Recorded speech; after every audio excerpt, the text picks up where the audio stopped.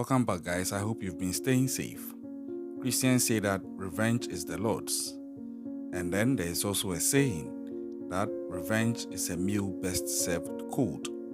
And then there is another saying that if you want to embark on revenge, then it is advised that you dig two graves, one for your enemy and then one for yourself. So, based on these three sayings, which one do you go with? But then, for some guys here in Ghana, Krofrom in Kumasi to be specific, from the Ashanti region, they decided that they were going to be angels of vengeance and exact revenge on a guy who allegedly assaulted one of their team gang members over a year ago. And on the fateful day, they would lay ambush and wait for this person, and then what they did to him is going to blow your mind. Today's true crime story looks at what happened to a man called Candy and how a group of gang members would wait for a year to plot and exact their revenge on him.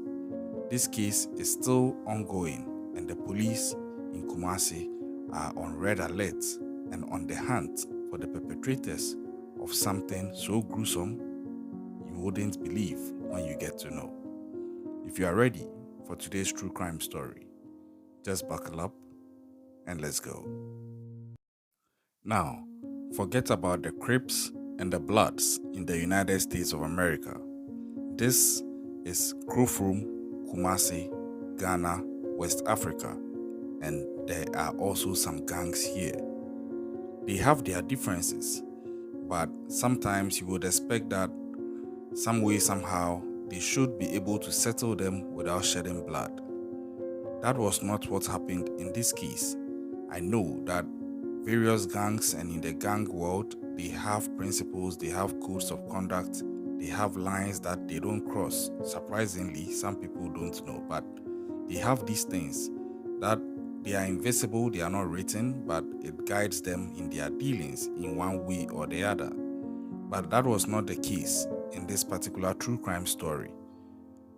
This is the genesis of it as far as we know per the story circulating. Now, over a year ago, a gentleman who also belongs to a gang was attacked and beaten by some members of another gang, allegedly. Now, the people from the gang who beat this man, they had one of them by name Candy. And in the course of the assault, allegedly, this Candy person is alleged to have used a machete on this person that they assaulted, thereby resulting in him losing some of his fingers at the hands of Candy and the machete. So this issue was taken up, and it seemed like some way, somehow, it had gone to die. The person who was assaulted did not die. He sustained serious injuries, but he still lived.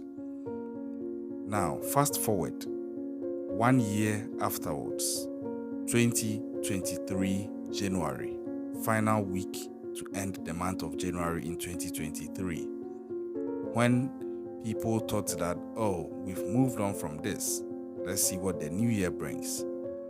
Little did they know that some members of the guy who was assaulted a year ago's gang were also plotting to avenge their colleague. This is the allegation out there that in an effort to retaliate, they had set up a plan to catch this Candy guy and then exact vengeance on him in a brutal manner. So, on this fateful day, Candy was said to be walking in his neighborhood, and unfortunately for him, he was alone. Before he knew what was happening, one of the members from the other gang who had one of their members beaten earlier in the year ago approached him and attacked him. And as he was trying to fight him off, the second person approached him from a different direction.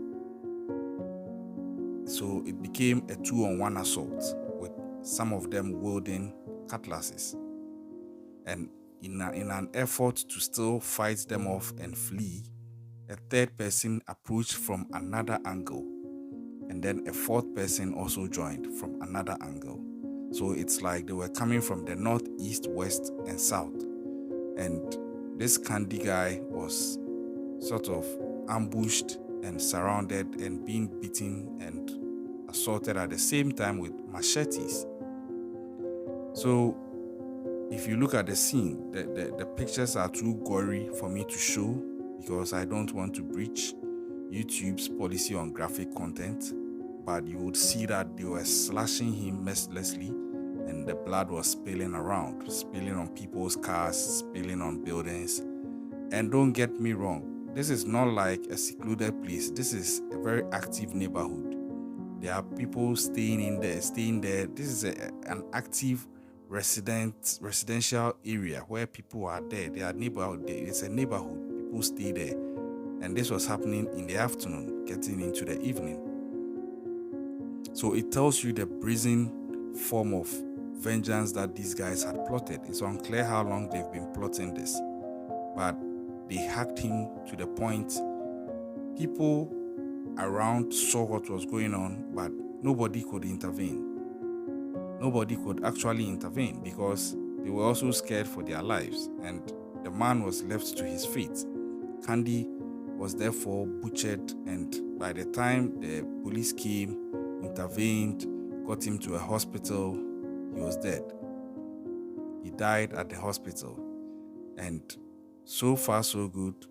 One person has been apprehended. For the sake of the fact that it's an ongoing investigation, I cannot show his face, but the police have mounted a serious search for the other 3 accomplices. Now, this is where the whole thing gets serious. Allegedly, this is a retaliation from something that happened over a year ago. So you would think that in as much as it's not the best and actually somebody has died which shouldn't have happened, it's actually going to sort of pause at least whilst police try to restore calm and get the perpetrators for prosecution. But no, it got worse.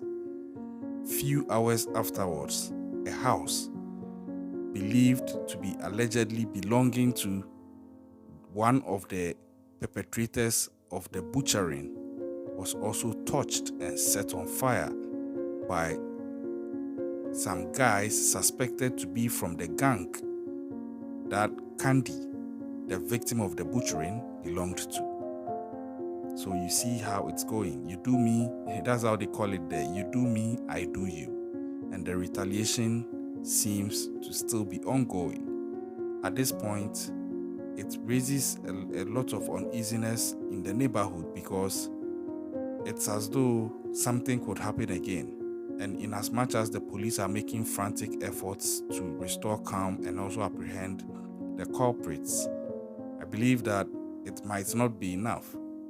That place should be demarcated as a red zone because there's a high potential that another form of retaliation could happen in one form or the other. But that is what is going on. And in as much as it's unfortunate, that's the reality of the situation.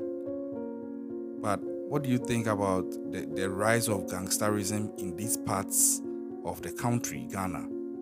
It has been there in the past, but it seemed to have died down some time ago, and it looks like it's on the resurgence again. Share your views on this. What do you think is the way to solve these things? And this is still an ongoing case. We'll be following it. As and when there are updates, we'll bring them to you. And we are trusting the Ghana police to continue to do the stellar work that they've been doing always and get these people and prosecute them. We wish the family of Candy the strength to go through this, come out of it even stronger, and may his soul rest in peace. But like I always say, please keep an eye out. You never know what somebody is planning. Stay safe, Subscribe to the channel if you already haven't done so. You can learn so much from us. Hit the notification button, hit the like button, and we'll catch you another time.